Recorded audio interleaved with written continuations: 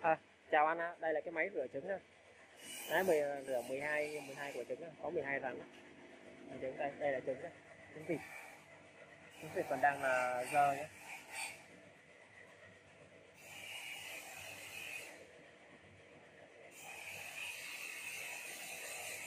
Rồi, ok, bây giờ em sẽ chuẩn bị chạy máy ha. À, chào anh chị ha, đây là cái máy rửa trứng ha. Giờ em đang chạy cái máy rửa trứng qua. Đây là cái điều tốc của nó, mình có thể điều chỉnh tốc độ tùy thích nhé, tùy thích. Đó, bên trong nó đang chạy ha, đang hoạt động. Đó, bên trong đó. Ok, rồi, chạy nha.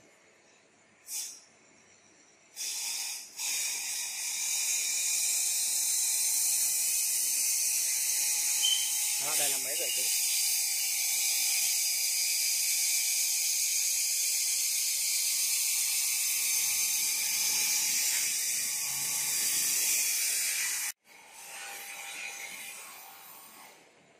Máy rửa trứng nhé, trứng của mình nó sẽ đảo lên luôn nè.